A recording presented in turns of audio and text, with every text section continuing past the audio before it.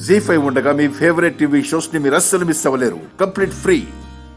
అయ్యో ఏమై ఉండదు? What happened?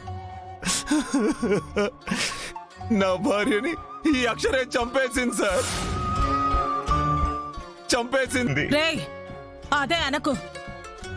మేం వచ్చేసరికి తినిలా ఉంది సార్. అయినా వీళ్ళెందుకు ఒప్పుకుంటారు సార్?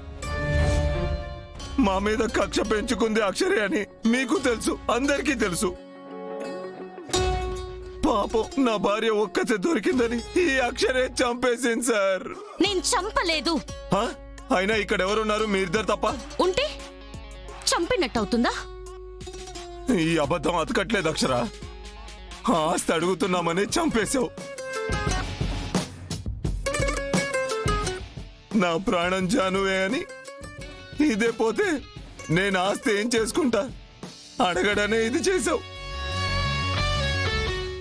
అవసరం ఉంది నీకు మాత్రమే, దీనిలో సందేహమే లేదు. పిచ్చి పిచ్చిగా వాగకు. నా భార్యను చంపిందే కాక నాది వాగుడు అంటావా? అయ్యో దీన్ని అడిగేవాళ్లే లేరా? నా భార్యని చంపేశారు.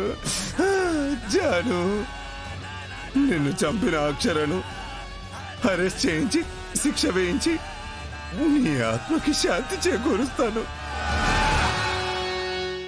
ఇంతకు మించి ఏం చేయలేను.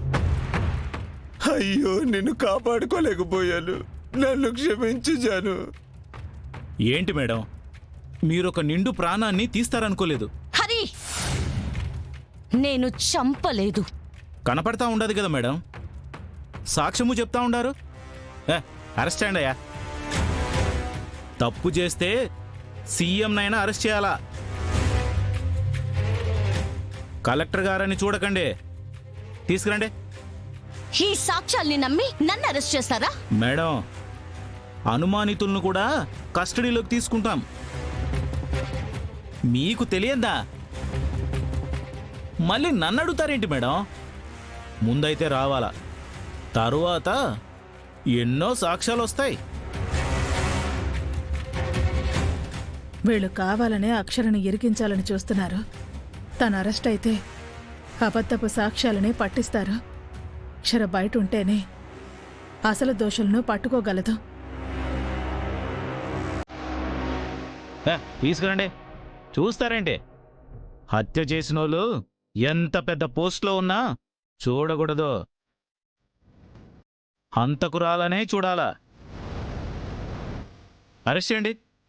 హత్య చేసింది నేను, హత్య చేసింది నేను, హత్య చేసింది నేను, హత్య చేసింది నేను.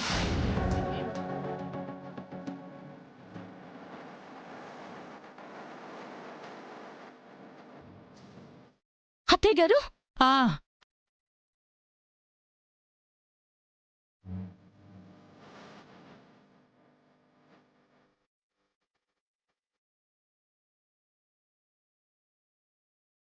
నేనే చంపాను.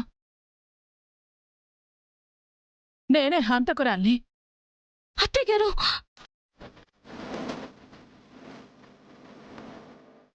జీ5 యాప్ డౌన్లోడ్ చేసి అన్ని ఎపిసోడ్స్ పూర్తి ఉచితంగా చూడండి.